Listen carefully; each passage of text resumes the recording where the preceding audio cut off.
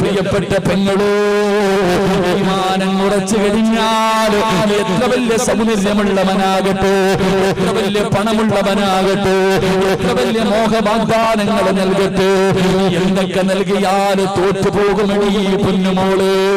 ഈമാനുള്ള അല്ലാഹുവിനെ കൊണ്ട് വിശ്വസിക്കുന്ന ഒരു ഈമാനുള്ള പെണ്ണിന്റെ മുന്നിൽ യവനം തോറ്റുപോകും. ചെറുപ്പക്കാരാ, എത്ര വലിയവനാണെങ്കിലും തോറ്റുപോകും. ഈമാനം ഉറക്കണം പൊന്നുമോന്, ഈമാനം ഉറക്കണം പൊന്നുമോന്. എന്റെ പ്രിയപ്പെട്ട യുവത്വത്തിനൊരു ചരിത്രം പറയാ, എന്റെ പ്രിയപ്പെട്ട പെങ്ങൾക്ക് പഠിക്കാം. ഇന്നത്തെ മുസ്ലിം പെണ്ണിന്റെ ജീവിതം കണ്ടാ ഒരു മനുഷ്യനും സഹിക്കാൻ കഴിയാത്ത രീതിയാ. എന്തൊക്കെ പേക്കൂത്തുകളാണ് നടക്കുന്നത്. പടച്ചവനെ ഫർദ് ധരിച്ചുകൊണ്ട് എന്തെല്ലാം വൃത്തികേടുകൾ കാണിക്കുന്നു. ടിക്ടോക്കിലധികവും മുസ്ലിം പെണ്ണുങ്ങളാണ്. എത്രയോ എണ്ണം ഫർദ് ധരിച്ചുകൊണ്ടാണ്, ഹിജാബ് ധരിച്ചുകൊണ്ടാണ്. അല്ലാഹുവേ, നിനക്ക് കേവലം ഒരു കറുത്ത തുണിയായിരിക്കാം പെണ്ണ്, പക്ഷേ ആ തുണിക്ക് വല്ലാത്ത ഒരു മഹത്വമുണ്ട്. ധരിച്ചിരിക്കുന്ന വസ്ത്രത്തിന് വല്ലാത്ത വിലയുണ്ട്. ആയിഷാ ബീവി ധരിച്ചതാണ്, ഖദീജ ബീവി ധരിച്ചതാണ്, ഫാത്തിമ ബീവി ധരിച്ചതാണ്. എന്റെ പ്രിയപ്പെട്ട പെങ്ങളോ, ഇടയ്ക്കിടയ്ക്ക് എന്റെ പ്രിയപ്പെട്ട പെങ്ങന്മാര്, നിങ്ങൾക്ക് അറിയാത്ത ഒരു ചരിത്രം പറയാ. അല്ലാഹുവിന്റെ പ്രവാചകന്റെ പ്രിയപ്പെട്ട പൊന്നുമോള്, എല്ലാ പെണ്ണിനും സ്വർഗത്തിൽ പോകണമെന്ന് വല്ലാത്ത കൊതിയാണ്. എങ്കിലാ സ്വർഗത്തിന്റെ റാണി ആരെന്നറിയുമോ? ആരുടെ പുറകിൽ നിന്നാണ് സ്വർഗത്തിൽ പോകേണ്ടത്? അല്ലാഹുവിന്റെ പ്രവാചകന്റെ പ്രിയപ്പെട്ട പൊന്നുമോള് ഫാത്തിമ ബീവി റളിയല്ലാഹു തആല അൻഹാ. എല്ലാ പെണ്ണുങ്ങൾക്ക് സ്വർഗത്തിൽ പോകാൻ വലിയ ആഗ്രഹമാണ്. ആരുടെ പുറകിൽ നിന്നിട്ടാ പോണേ? അള്ളാന്റെ റസൂലിന്റെ പൊന്നാര മകള് ഫാത്തിമ ബീവി റളിയല്ലാഹു തആല അൻഹ.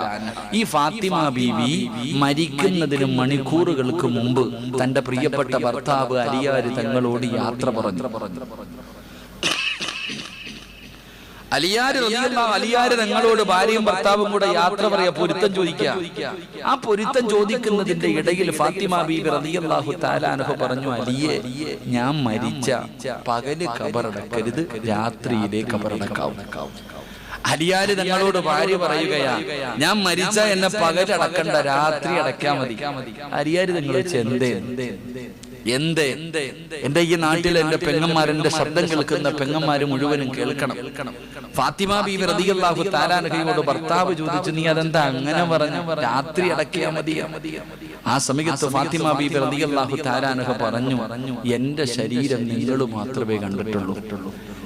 എന്റെ ശരീരം അലിയെ നിങ്ങൾ മാത്രമേ കണ്ടിട്ടുള്ളൂ, ലോകത്ത് വേറെ ആരും കണ്ടിട്ടില്ല. അലിയെ, എന്റെ മയ്യത്ത് പൊതിയുന്നത്, എന്റെ മയ്യത്ത് ചുമക്കുന്നത്, എന്റെ മയ്യത്ത് ഖബറിൽ ഇറക്കി വെക്കുന്നത് ആണുങ്ങളാണ്. അല്ലേ? പെണ്ണുങ്ങളല്ലല്ലോ മയ്യത്ത് പൊതിയുന്നതും ചുമക്കുന്നതും, ആണുങ്ങളാണ്. അപ്പൊ പകല് സമയത്ത് 3 കഷ്ടം വെള്ള തുണിയിൽ പൊതിഞ്ഞിട്ട് എന്റെ മയ്യത്ത് ഇങ്ങനെ കൊണ്ടുപോകുമ്പോ പകലാണെങ്കിൽ എന്റെ ശരീരത്തിന്റെ വടിവുകൾ അന്യ പുരുഷന്മാര് കാണും.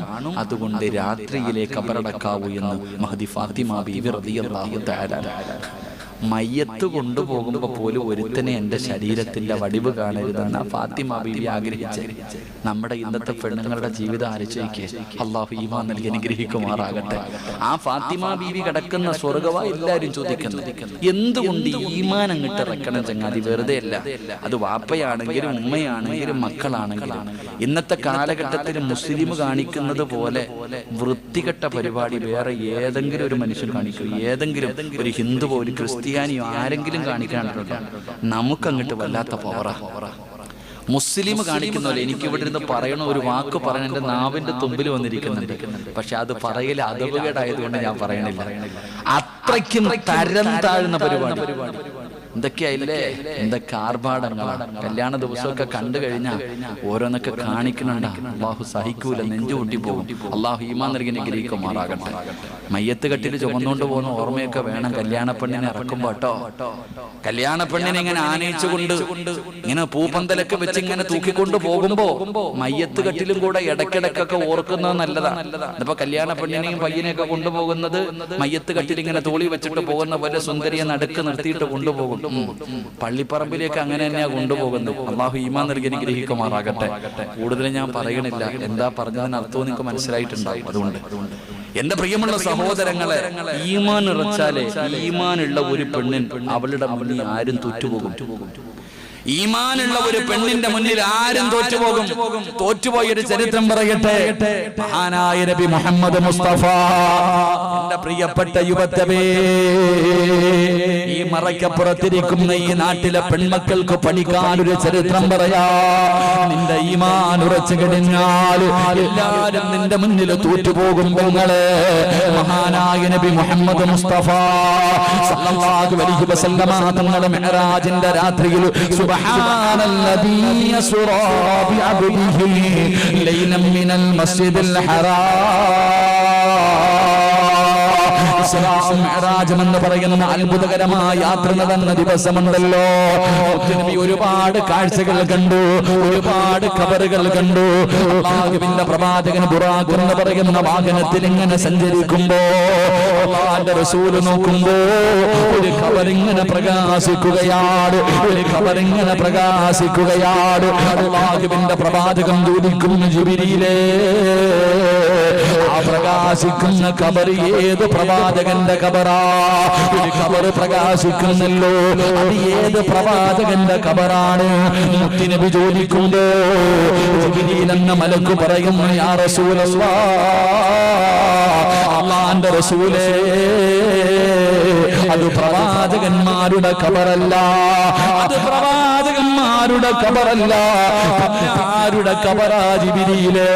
ആ പ്രകാശിക്കുന്ന ഖബറാരുടെ ഖബറാണ്. വല്ലാത്ത ഒരു സുഗന്ധവും അടിക്കുന്നല്ലോ. അല്ലാഹുവിന്റെ പ്രവാചകൻ എവിടെന്ന് ചോദിക്കുമ്പോ ജിബ്രീൽ എന്ന മലക്ക് പറയുന്നു, യാ റസൂലല്ലാഹ്, മുത്തുനബിയേ, ഒരു വേലക്കാരിയായ പെണ്ണിന്റെയും മക്കളുടെയും ഖബറാണ് നബിയേ. ഒരു വേലക്കാരിയായ പെണ്ണിന്റെ ഖബറാണ്, ഒരു വേലക്കാരിയായ ഒരടിമ പെണ്ണിന്റെ ഖബറാണ് നബിയേ. അല്ലാഹുവിന്റെ പ്രവാചകന് വല്ലാത്ത അത്ഭുതമായി. ആരാ ആ അടിമ പെണ്ണാരാ? വീട്ടിലെ ജോലിക്കാരിയായ പെണ്ണാരാ? അല്ലാഹുവിന്റെ പ്രവാചകൻ എവിടെന്ന് ചോദിക്കുമ്പോ ജിബ്രീൽ എന്ന മലക്ക് പറയുന്നു, യാ റസൂലല്ലാഹ്, അത് മാഷിദാ ബീബി റളിയല്ലാഹു തആല അൻഹയുടെ ഖബറാണ് നബിയേ. അറിയുവോടാ ചെറുപ്പക്കാരാ, ഈ നാട്ടിലുള്ള എന്റെ പ്രിയപ്പെട്ട പെങ്ങളെ, മാഷിദാ എന്ന് പറയുന്ന പെണ്ണാരെന്ന് നിനക്കറിയുമോ? നിനക്കെല്ലാ സിനിമാ നായികമാരെയും അറിയാ, എല്ലാ സീരിയൽ നടിമാരെയും അറിയാ. പടച്ചവനെ, ഏത് പ്രസിദ്ധീകരണത്തിലും വരുന്ന പെണ്ണുങ്ങളുടെ പേര് നിനക്കറിയാ. ആരാ ആരാ? മാഷിദാ ബീബി റളിയല്ലാഹു തആല എന്ന് പറയുന്ന മഹ്ദി ആരെന്നറിയുമോ? സമയം കിട്ടുമ്പോൾ എപ്പോഴെങ്കിലും ഒന്ന് വായിച്ചു നോക്കണം പെങ്ങളെ. ആരാ മാഷിദാ? അല്ലാഹുവിന്റെ പ്രവാചകൻ ചോദിച്ചു, മാഷിദ ആരാണ്? മാഷിദയ്ക്ക് ഈ പ്രതിഫലം കിട്ടാനുള്ള കാരണം എന്താണ്? യാ റസൂലല്ലാഹ്, മൂസാ നബിയുടെ കാലഘട്ടത്തിൽ ജീവിച്ചിരുന്ന പെണ്ണാണ് മാഷിദ. ഇസ്ലാമിന്റെ ഏറ്റവും വലിയ ശത്രുവായ സാക്ഷാൽ ഫിർഔനുണ്ടല്ലോ, സാക്ഷാൽ ഫിർഔനുണ്ടല്ലോ, ആ ഫിർഔനിന്റെ വീട്ടിലെ വേലക്കാരിയാണ് നബിയേ. അല്ലാഹുവേ, മൂസാ നബിയുടെ കാലഘട്ടത്തിൽ ജീവിച്ച, മൂസാ നബിയുടെ കാലഘട്ടത്തിൽ ജീവിച്ച അല്ലാഹു ഇന്നും കാണുന്നതിന് വേണ്ടി ഫിർഔനിന്റെ ശരീരം സൂക്ഷിച്ചു വെച്ചിട്ടുണ്ടല്ലോ. 300 കൊല്ലം അതാ ഉപ്പുവെള്ളത്തിൽ കടന്നിട്ടും നശിക്കാത്ത സാക്ഷാൽ ഫിർഔൻ ഇന്നും ഈജിപ്തിന്റെ മ്യൂസിയത്തിന്റെ അകത്ത് പടച്ചവനെ വെച്ചിട്ടുണ്ട്. എന്തിനാ കാണാ? ഖുൽ സീറൂ ഫിൽ അർളി ഫൻദുറു കൈഫ കാന ആഖിബത്തുൽ മുകദ്ദിബീൻ. നമുക്ക് പഠിക്കുന്നതിന് വേണ്ടി അല്ലാഹു വെച്ച് തന്നിരിക്കുകയാ. ആ ഫിർഔനിന്റെ പേര് കേൾക്കുമ്പോൾ അറിയാമല്ലോ, ആ ഫിർഔനിന്റെ വീട്ടിലെ വേലക്കാരിയാണ് മാഷിദാ. മാഷിദാ ബീബി റളിയല്ലാഹു തആല അൻഹാ മൂസാ നബിയുടെ മുന്നിലേക്ക് കടന്നു വന്നു. അല്ലാഹുവിനെ കൊണ്ട് വിശ്വസിക്കുകയാണ്. മൂസാ നബി അല്ലാഹുവിന്റെ പ്രവാചകനാണെന്ന് വിശ്വസിക്കുകയാണ്. അവിടെ ഇസ്ലാമിലേക്ക് കടന്നു വന്നു. അല്ലാഹുവേ, മൂസാ നബി പറഞ്ഞു കൊടുത്തു, മാഷിദാ എന്ത് നല്ല കാര്യം ചെയ്യുമ്പോഴും ബിസ്മില്ലാഹിർ റഹ്മാനിർ റഹീം എന്ന് പറഞ്ഞുകൊണ്ട് വേണം തുടങ്ങാൻ. അല്ലാഹുവിന്റെ പേര് പറഞ്ഞുകൊണ്ട് വേണം ഏത് നല്ല കാര്യം ചെയ്യാൻ തുടങ്ങുമ്പോഴും അവിടെ പറയടേ എന്ന് മൂസാ നബി പറഞ്ഞു കൊടുക്കുമ്പോ മുസ്ലിമായ കാര്യം ആരും അറിഞ്ഞിട്ടില്ല. അങ്ങനെ ഫിർഔനിന്റെ കൊട്ടാരത്തിന്റെ അകത്ത് ഒരു ദിവസം ഫിർഔനിന്റെ പൊന്നുമകളുടെ മുടി ചീകുന്നതിന് വേണ്ടി ഒരു പുതിയ ചീപ്പെടുക്കുകയാണ്. പുതിയ വസ്ത്രം ധരിക്കുമ്പോ പുതിയ ചീപ്പെടുത്തപ്പോ ആസിതാ ബീബി പറഞ്ഞു ബിസ്മില്ലാഹിർ റഹ്മാനിർ റഹീം. അവിടെ അറിയാതെ എന്ന് പറഞ്ഞു പോയി. ഫിർഔനിന്റെ മകള് കേൾക്കുകയാണ്. പഠിച്ചവരെ പിന്നെ പറയേണ്ടതില്ലല്ലോ. ഫിർഔനിന്റെ ചെവിയിലെത്തി. അതാ കൊട്ടാരത്തിലെ വേലക്കാരിയായ പെണ്ണ് മുസ്ലിമായെന്ന് പുറത്തിറഞ്ഞ നാണക്കേടാ. അതുകൊണ്ട് ആരും അറിയാതെ ഫിർഔനെ ഭീഷണിപ്പെടുത്തി. അതാ അവിടെ നിന്ന് മാഷിത്തയെ ഉപദേശിക്കുകയാണ്. അവിടെ നിന്ന് നീ ഇസ്ലാമിൽ നിന്ന് മടങ്ങി വരണം, നിനക്കതാണ് നല്ലത്. ഒരുപാട് ഉപദേശം കൊടുത്തു. ഒരുപാട് പടച്ചവനെ അവിടെ നിന്ന് ഭീഷണിപ്പെടുത്തി. പക്ഷേ മാഷിത്ത പതറിയില്ല. കാരണം മാഷിത്ത നമ്മളെ പോലെ കേവലം മുസ്ലിമല്ല. അവള് ഫർദ ധരിച്ച കേവലം മുസ്ലിമല്ല. അല്ലാഹുവിനെ കൊണ്ട് വിശ്വസിച്ചവളാണ് മാഷിത്ത. മാഷിത്ത മുസ്ലിമായത് കൊട്ടാരം മുഴുവനും അറിഞ്ഞു. ജനങ്ങളിലേക്കും എത്തി. വലിയ വിഷയമായി. സാക്ഷാൽ ഫിർഔന് നേതാക്കന്മാരെ മുഴുവനും വിളിച്ചുകൂട്ടി. ഇന്ന കൊട്ടാരത്തിലെ വേലക്കാരി മുസ്ലിമായിരിക്കുകയാണ്. അവളെ എങ്ങനെയെങ്കിലും തിരിച്ചു കൊണ്ടുവരണം. എല്ലാവർക്കും മാതൃകയാകുന്ന ശിക്ഷ കൊടുക്കണം. എന്റെ പ്രിയമുള്ളവരെ തീരുമാനമെടുത്തു. എന്തേ ചെയ്തതെന്നറിയുമോ? ഒരു വലിയ ചട്ടിക്കകത്ത് എണ്ണ തിളപ്പിക്കുകയാ. ഒരു വലിയ ചട്ടിക്കകത്ത് എണ്ണ തിളപ്പിക്കുകയാണ്. എണ്ണ ഇങ്ങനെ തിളച്ചു മറിയുകയാണ്. മഹ്ദിയെ കൊണ്ടുവന്നു. തിളച്ച എണ്ണയുടെ മുന്നിൽ കൊണ്ടുവന്ന് നിർത്തിയിട്ട് ഫിർഔനിന്റെ കിങ്കരന്മാര് ചോദിച്ചു, മാസിത്ത വല്ല മാറ്റവുമുണ്ടോ മാസിത്ത? പറയുകയാ, എന്നെ നിങ്ങൾ എന്ത് ചെയ്താലും എന്നെ കൊന്നാലും ഞാൻ മടങ്ങി വരില്ലടാ. ഞാൻ അല്ലാഹുവിനെ കൊണ്ട് വിശ്വസിച്ചവളാ. എന്നെ നിങ്ങൾ വേണമെങ്കിൽ കൊന്നോ, പക്ഷേ മടങ്ങി വരുമെന്ന് നിങ്ങൾ കരുതണ്ട. ഇത് പറഞ്ഞപ്പോൾ ശത്രുക്കൾക്ക് വല്ലാത്ത ദേഷ്യം വന്നു. എന്തേ ചെയ്തതെന്നറിയോ? ആശിത്തയോട് പറഞ്ഞു, നോക്കും ആശിത്ത, ആ കൊണ്ടുവരുന്നത് ആരെയെന്ന് നോക്കും ആശിത്ത. തന്റെ 3 മക്കളിൽ ഏറ്റവും മൂത്ത മകളുണ്ടല്ലോ, 9 മാസക്കാലം ഗർഭം ചുമന്ന് മരണവേദനയുടെ വേദനയിൽ നിന്ന് പ്രസവിച്ച തന്റെ പ്രിയപ്പെട്ട പൊന്നാര മകള് ശത്രുക്കള് പിടിച്ചുകൊണ്ടുവന്ന് തിളച്ചു മറിയുന്ന എണ്ണയുടെ മുകളിൽ കൊണ്ടുവന്ന് കെട്ടി നിർത്തിയിട്ട് അവളെന്ന് ചോദിക്കുന്നു, മാഷിത്ത, ഇനി പറ, നിനക്ക് മാറ്റമുണ്ടോ? അല്ലെങ്കിൽ നിന്റെ പൊന്നുമോള് ഈ തിളയ്ക്കുന്ന എണ്ണയ്ക്കകത്തിട്ട് പൊരിക്കും മാഷിത്ത.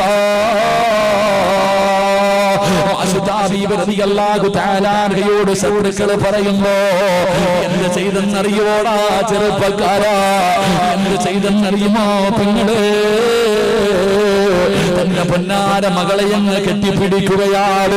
തന്റെ പൊന്നാര മകളെ അങ്ങ് കെട്ടിപ്പിടിക്കുകയാണ്. അവിടെ നിന്ന് ചുടുചുംബനം കൊടുക്കുകയാണ്. എന്നിട്ട് മകളുടെ ചെവിയിൽ പറയുന്നു, മോളെ കരയല്ലേ, എന്റെ പൊന്നുമോള് പേടിക്കല്ലേ, അല്ലാഹു നമുക്ക് സ്വർഗം തരും മോളെ, സ്വർഗത്തിൽ വെച്ച് കാണാം മോളെ. തന്റെ പൊന്നാര മകളെ യാത്രയാക്കുകയാണ്. തിളച്ചുമറിയുന്ന എണ്ണയ്ക്കകത്ത് തന്റെ പൊന്നാര മകളെ ഇട്ട് കരിക്കുകയാ. മാഷിത്ത ബീബി കരഞ്ഞില്ല, നിലവിളിച്ചില്ല, ചിരിക്കുന്ന മുഖത്തോടെ നോക്കി നിന്നു. ആകെ രണ്ടാമത്തെ കുഞ്ഞിനെ കൊണ്ടുവന്നു. ഇതുപോലെ നിർത്തിയിട്ട് ചോദിച്ചു, മാറ്റമുണ്ടോ? അപ്പോഴും മാഷിത്ത പറഞ്ഞു, ഒരു മാറ്റവുമില്ല. രണ്ടാമത്തെ കുഞ്ഞിനെയും കരിച്ചു കളഞ്ഞു. ഉറപ്പേ, മൂന്നാമത് കൊണ്ടുവന്നതാരെയെന്നറിയോ? പാല് കുടിക്കുന്ന പൊന്നുമോനെയാ. മാത്രം പ്രായമുള്ള പൊന്നാര മകനെ കൊണ്ടുവന്ന് തിളച്ച എണ്ണയുടെ മുകളിൽ നിർത്തിയിട്ട് ശത്രുക്കൾ ചോദിച്ചു, മാഷിത്ത, ഇതാരാണെന്ന് നോക്കും ആസിത്ത, ഇതാരാണെന്ന് നോക്കും ആസിത്ത. നിന്റെ പൊന്നുമകനോട് നിനക്ക് യാത്ര പറയാൻ കഴിയോ? പാല് കൊടുത്ത് കൊതി തീർന്നില്ലല്ലോ, കണ്ട് കൊതി തീർന്നില്ലല്ലോ. പരമാസിത്ത മാസിത്ത ബീവിയോട് ശത്രുക്കൾ എവിടെന്ന് ചോദിക്കുമ്പോ മാസിത്ത ബീവിയുടെ കണ്ണ് നിറയുകയാ. കാരണം ചോര കുഞ്ഞാണല്ലോ, പൊന്നാര മകനാണല്ലോ. ബീവിയുടെ കണ്ണ് നിറയുകയാണ്. ഇത് കണ്ടപ്പോൾ ശത്രുക്കൾ വിചാരിച്ചു തോറ്റുപോയെന്ന്.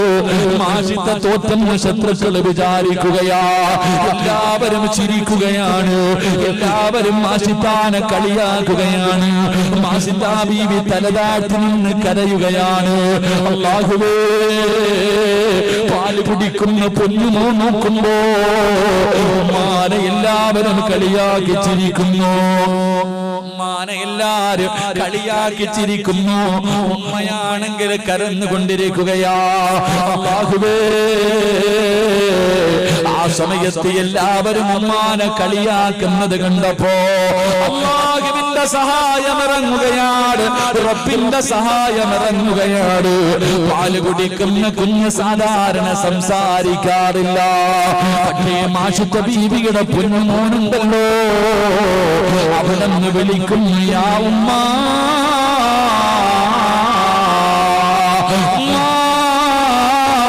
ഇവന്മാരുടെ മുന്നിൽ തോറ്റു കൊടുക്കല്ലേ ഉമ്മ. ഇവന്മാര് നമ്മളെ കൊന്നാൽ ആരാ പറയുന്നത്? പാല് കുടിക്കുന്ന കുഞ്ഞ് വിളിച്ചു പറയുകയാണ്, ഇവന്മാര് കൊന്നാലും തോറ്റു കൊടുക്കല്ലേ ഉമ്മ. എന്നെ ഒന്ന് ചിരിക്കുന്ന മുഖത്തോടെ യാത്രയാക്കുമ്മ. ഞാൻ സ്വർഗത്തില് പോകട്ടെ, ഞാൻ സ്വർഗത്തില് പോകട്ടെ. പാല് കുടിക്കുന്ന പൊന്നുമകൻ തന്റെ പ്രിയപ്പെട്ട മാതാവിനോട് ചോദിക്കുകയാണ്, ഈ തീയൊക്കെ നമുക്ക് സഹിക്കാൻ പറ്റുമുമ്മ, പക്ഷേ നരകത്തിന്റെ തീയുണ്ടല്ലോ, അത് താങ്ങാൻ നമ്മളെ കൊണ്ട് കഴിയില്ല ഉമ്മ. പൊന്നാര മകനെ കെട്ടിപ്പിടിച്ച് ചുംബനം കൊടുത്തിട്ട് മാഷിത്താ ബീവി റബ്ബിന്റെ സ്വർഗത്തിലേക്ക് അവിടെ നിന്ന് യാത്രയാക്കുകയാണ്. 3 മക്കളും മരിച്ചു. ആ സമയത്ത് ഫിർഔൻ അവിടെ നിന്ന് മാഷിത്തയോട് പറഞ്ഞതെന്തെന്നറിയോ? എന്തായാലും നിന്നെ കൊല്ലാൻ പോവുകയാണ്. തോറ്റു മാഷിത്ത, നിന്റെ വിശ്വാസത്തിന്റെ മുന്നിൽ ഞാൻ തോറ്റുപോയി. ആരാ പറഞ്ഞത്? സാധാരണ ഒരാളല്ല, തന്റെ വീട്ടിലെ വേലക്കാരിയായ മുസ്ലിം പെണ്ണിന്റെ ഈമാനിന്റെ മുന്നിൽ ആരാ പറയുന്നത്? അന റബ്ബുകുമുൽ അലാ, ഞാനാണ് റബ്ബെന്ന് പറഞ്ഞ സാക്ഷാ ഫിർഔൻ പറയുകയാ. തോറ്റു മാഷിത്ത, നിന്റെ മുന്നില്, നിന്റെ ഈമാനിന്റെ മുന്നിൽ ഞാൻ തോറ്റുപോയി. നിന്നെ കൊല്ലാൻ പോവുകയാണ്. വല്ല അഭിലാഷവും ഉണ്ടെങ്കിൽ പറ, എനിക്കൊരുപാട് ഭക്ഷണം വിളമ്പി തന്നവളല്ലേ, ഞാൻ നിന്നെ മകളെ പോലെ സ്നേഹിച്ചു പോയി മാഷിത്ത. അവസാനത്തെ മോഹമെന്തേ? എന്നെ ജീവനോടെ വിടണേ എന്നല്ല പറഞ്ഞത്. അവിടെന്ന് പറഞ്ഞു, എന്റെ ഈ കിടക്കുന്ന 3 മക്കളുണ്ടല്ലോ, ഇവരെ എന്റെ കബറിന്റെ അകത്ത് തന്നെ കബറടക്കണം. എന്നെ എവിടെയാണോ കബറടക്കുന്നത്, ആ കബറിന്റെ അകത്ത് ഈ കരിഞ്ഞു കിടക്കുന്ന എല്ലും കഷ്ടമെടുത്ത് എന്റെ കബറിലിടണം. അല്ലാഹുവേ, അവിടെ നിന്ന് മാഷിത്തെ അവര് കൊന്നുകളഞ്ഞു. അതേ കബറിന്റെ അകത്ത് തന്നെ മക്കളെയും കബറടക്കി. അല്ലാഹുവിന്റെ പ്രവാചകരോട് ജിബ്രീൽ പറയുന്നു, യാ റസൂലല്ലാഹ്, ആ പെണ്ണിന്റെ കബറാണ് നബിയേ. ഖിയാമത്ത് നാൾ വരെ ഇതിനകത്ത് നിന്ന് സുഗന്ധം അടിച്ചു വീശുമെന്ന് ചരിത്രം അവിടുന്ന് പറയുമ്പോ, ഈമാൻ ഉറച്ചാൽ എങ്ങനാ, വിശ്വാസം ഉറച്ചാൽ എങ്ങനാ. അതുകൊണ്ട് ഈമാൻ വർദ്ധിപ്പിക്കാനുള്ള ഒന്നാമത്തെ വഴി, റബ്ബിനോട് നീ ദുആ ചെയ്യണേ, ഈമാൻ വർദ്ധിപ്പിച്ച് തരണേ അല്ലാ എന്ന് നീ റബ്ബിനോട് ദുആ ചെയ്യണമെന്ന് ആദരവായ പ്രവാചകൻ നബി മുഹമ്മദ് മുസ്തഫ